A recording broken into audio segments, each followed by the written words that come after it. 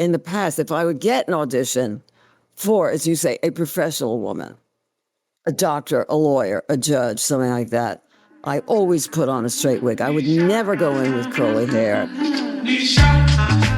This is Priya Anand, and we are Spiraling. In this show, we talk to people about curly hair to learn more about our culture, from our personal identity to how the world sees us, and what shapes our culture more than Hollywood. It's not just in the US, but across the world. It's stating the obvious to say Hollywood sets our standards of beauty. So I have to ask, why is it that so few main characters in Hollywood movies and TV shows have curly hair? Yes, there are, of course, some notable examples of curly hair on screen. Sarah Jessica Parker in Sex and the City, Zendaya, we get to see her iconic curls from time to time.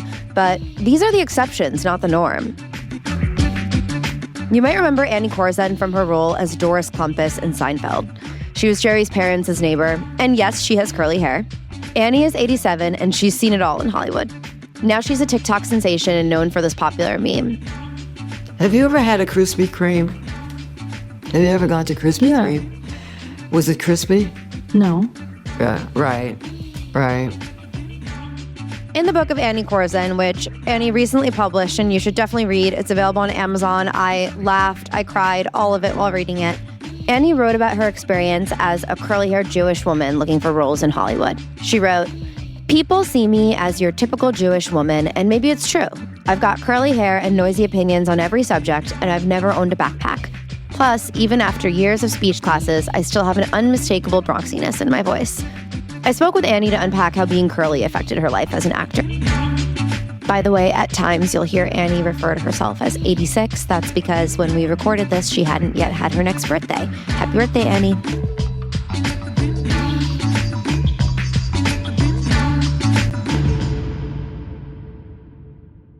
I was told you're a character actress. I mean, I got lucky with some things because I got lucky with Seinfeld where they wanted a character actress, but it limited me. I've never played a professor or a lawyer or a judge. I play obnoxious urban women. I mean, that's the niche I have fallen into, with a few exceptions here and there. So people told you flat out that you can't be a lead. You can only be a character on the side. Yeah, well, I mean, it's conversations I've had with agents and casting people. I mean, how shall I say it? In a way, it's a secret. It's a well-kept secret. No one would say it flat out because it's clearly prejudicial and illegal. Yeah. But if you look at how Jewish women are cast, they're always played by women who are not at all Jewish. Every one of them. Starting from The Marvelous Mrs. Maisel, played by an Irish actress who there's nothing Jewish about her. Yeah. Who played Ruth Bader Ginsburg? This actress from New Zealand who had nothing Jewish about her, who played Golda Meir, Ingrid Bergman, and Helen Mirren. I mean, it gets laughable. And when we do see curly hair on screen, the character is either a weirdo or a witch or neurotic or defiant. There's some sort of extra oomph. And I love a little extra oomph, give me some spice, but we mostly don't see curly hair portrayed as desirable. We get the eccentrics like Doc in Back to the Future, Julia Roberts in Pretty Woman, the sex worker, Gene Wilder in Willy Wonka, the mad genius. Or the most damaging version that was given to my generation, Mia in The Princess Diaries, played by Anne Hathaway. They put little TLC into her curls, brushed them out a bit, and then she was given a makeover where the most prominent change was straightening her hair. And then she's deemed beautiful. The message was clear to my generation of women. If you want anyone to think you're attractive, get rid of those curls. If you pay attention, you'll actually notice these smears in cartoons too. Remember Miss Frizzle in The Magic School Bus? It's obviously a reference to her hair. Disney's trailer for the live-action Moana remake shows the actress Catherine Legaya with mostly straightened hair, and her hair is naturally really curly, just like the animated Moana's. And yet, I talked to Matthew Collins, a celebrity hairstylist, in an earlier episode, and here's what he said when I asked him what Hollywood makes of curly hair.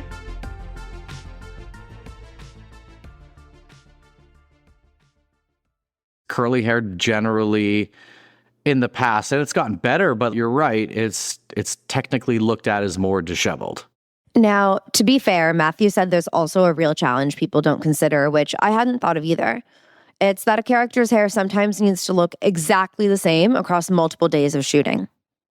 I have some clients that have very curly hair that have been in like zombie, like Walking Dead and different things like that. And I'm kind of always like, especially when you see a movie like a show like that, you're like, there's no way anyone's curling their hair or doing their hair in that. Like, I don't understand why we haven't moved on to like the actor wakes up, shows up on set, however their natural hair is, add some oil or some grit or dirt to it, and then you shoot.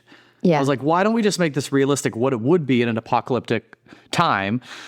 But then I guess I'd never thought about continuity. And with continuity, you can't do that. So even if their hair's curly, you have to then use a curling iron to make sure every curl is going in the same direction, because sometimes they're filming the start of an episode one day and the continuation the next day, and you can't guarantee that the hair is going to look the same. So like, I realize like a lot of the curly hair thing is a continuity issue. It's hard to mimic and create it. Like, as a curly hair person, no 2 days are the same. It could be completely different based on the amounts of product you put in, the weather, what's happening. Which is why even when his clients have been in apocalyptic zombie movies, they can't just wake up and show up on set. Their hair has to be consistent across every scene. So the stylist recreates every curl by hand with an iron each day to make sure it looks exactly the same. It creates a totally unrealistic idea of what we should look like a lot of things in Hollywood do.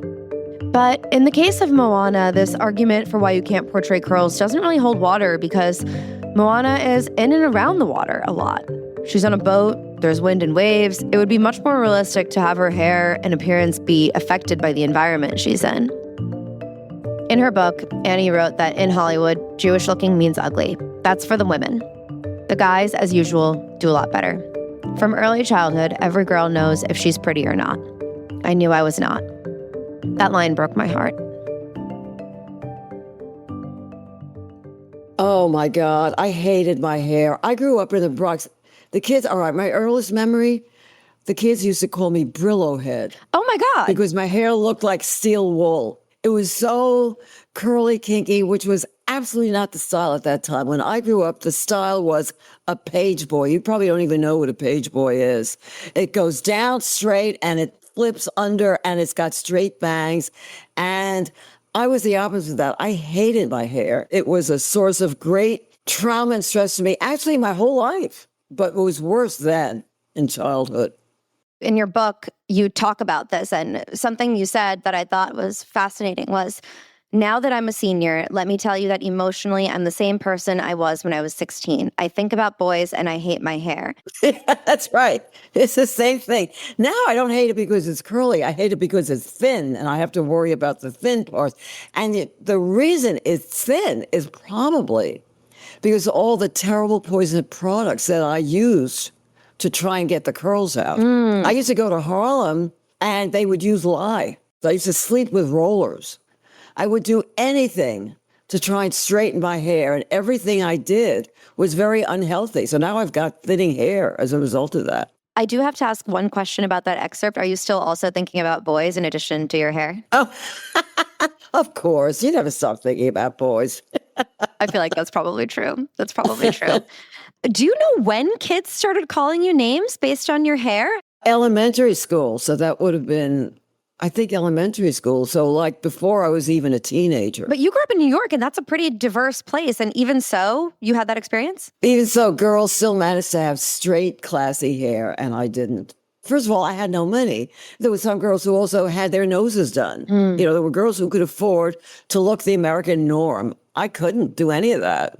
So I was already kind of an outsider. One thing that really grates on me is that, earlier you said straight hair is classy, and this idea that curly hair, there's something like not normal about it, that society has perpetuated that. It just grates on me so much. And you talk about this in your book when it comes to becoming an actor. And you said, in Hollywood, Jewish looking equals ugly. That's right. That's for the women. The guys, as usual, do a lot better. Tell me about that. Do you have like a week? It's a big issue, which has never been covered publicly. If a casting call went out today for an attractive older woman, I would never be seen. If you look at shows, Jewish-looking women, Jewish-looking actresses, they're always the sidekicks. They're never the leads. Rarely the romantic. You would have hoped that Barbara Streisand would have changed everything. She changed nothing. She only changed Barbara Streisand, which was quite an accomplishment in itself.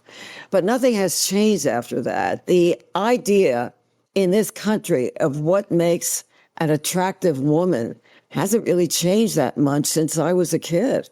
I'm 86 years old. How do they cast Jewish women?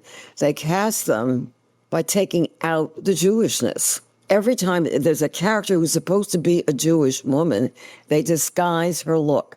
They make her look less conventionally Jewish. What does the fact that Hollywood does not embrace curly hair mean for the rest of our culture and society? How shall I say? It's the same thing about how did they show black people in Hollywood until recently, or Chinese or Latino people.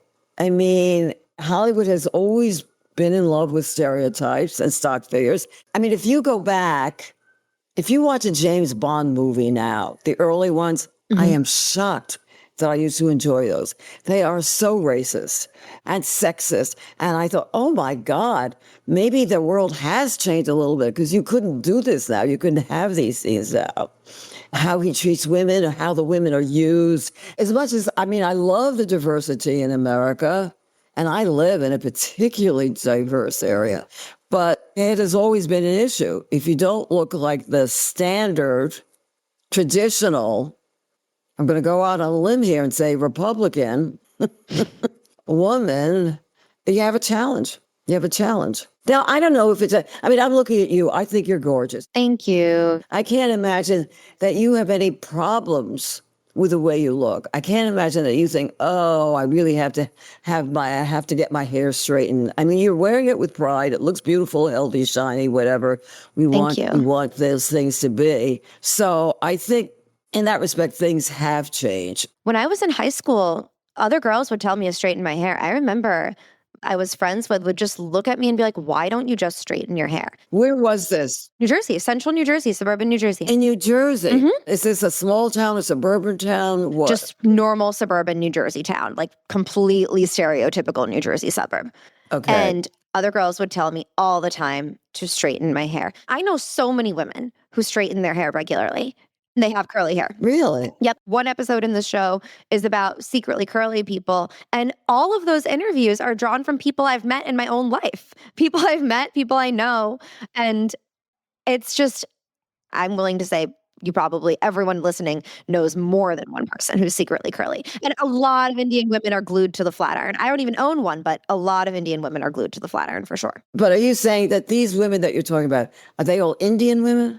The secret curlies I'm referring to across cultures.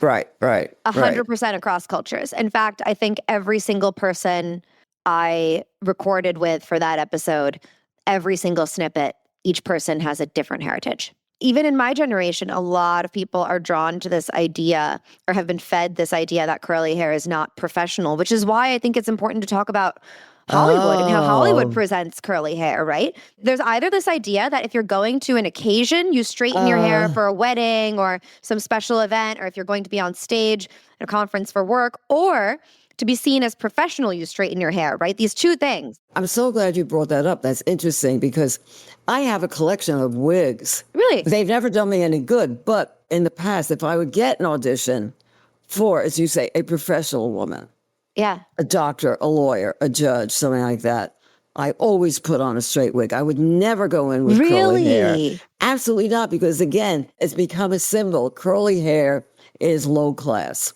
It's not serious. It's not a serious, educated, professional woman. If you want to cast me as the dean of a college, you're going to want me in straight hair. That's just the way Americans see things. I'm telling you, this is still something that many women in my generation feel and believe. It's so crazy. Isn't that crazy? I think it's absolutely crazy, which is why I'm glad we're having this conversation now, because I'm in my mid-30s, you're 86, and we're still here. Oh, I agree with everything you said. I mean, it's just vicious and it keeps on going. I read you this line earlier, too, from Annie's book, which is, from early childhood, every girl knows if she's pretty or not. I knew I was not. For the record, Annie, you are beautiful. And now that she's on TikTok, she's having a completely different experience. Here's how she's described it in her book. Some of my most devoted fans are Gen Zers or college students or even high school students of assorted backgrounds, and they're out of their bleeping minds. They leave these nutsy, worshipful comments on my posts calling me queen and icon. They tell me that I'm beautiful, which is a new experience for me. What the fuck is wrong with these young generations? Don't they know that I'm just a big-mouthed, big-nosed nobody? Don't they know that I have been constantly reviled for being old and opinionated and ugly Jewy looking? How can they be seeing something attractive and valuable in me that the world has never noticed? Could it possibly be that they are right and that I am better looking and more likable than I've been led to believe?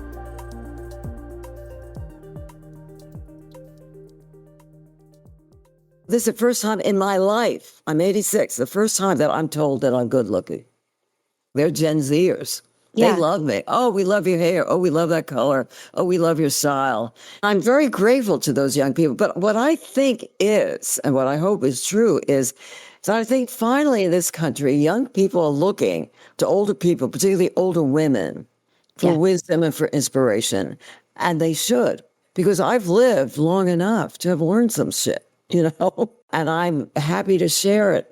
And I think young people are starved for that. They want to hear from somebody who they know is honest. They keep using that word authentic. I don't know what it means. I keep hearing that I'm authentic, which is why people like me.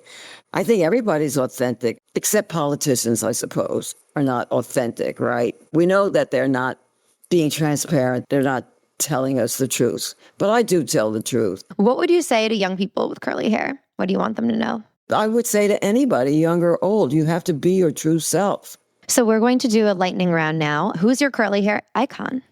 Well, you'd have to say Barbra Streisand. She did a lot to change things for women like me. I mean, it didn't work enough, but she definitely, and I'll tell you a story about her. I'm sorry, you wanted to do this fast. No, I'll hear the story anyway. Well, it refers to what we're talking about, being yourself.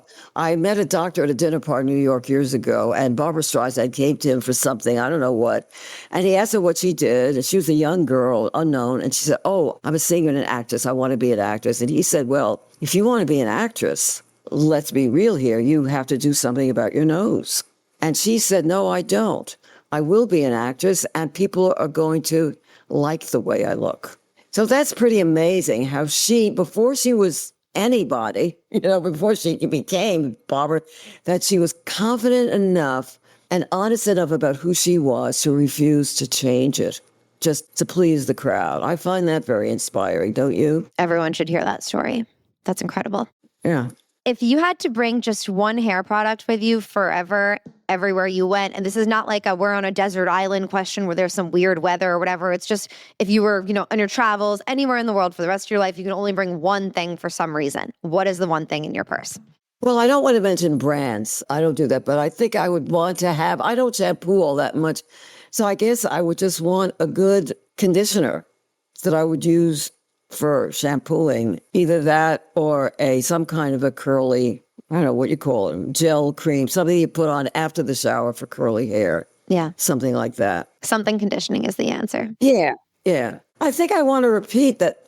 I think we should be ourselves and not try to be other people. And it's hard when you're young because you want to please and you want to be part of the group. I was always told that I talked too much and that I was too opinionated and that those were unattractive qualities in women.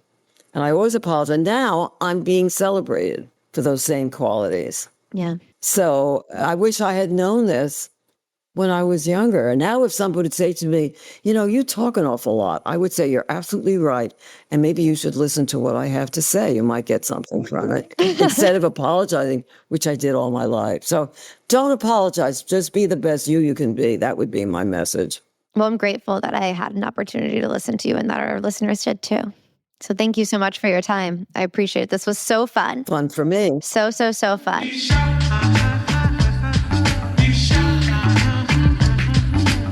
For more bonus content, subscribe to our Substack at wearespiraling.com, where we keep the conversation going between episodes. And please rate us and subscribe to this show on Apple Podcasts, Spotify, or wherever you listen. I'm Priya Anand, and I want to hear who your favorite film or TV character with curly hair is. Email or voice note me at priya@wearespiraling.com. This podcast was produced by Citizens of Sound, sponsored by my upcoming hair care line, Mayura. Theme music by Lopgun. See you next time.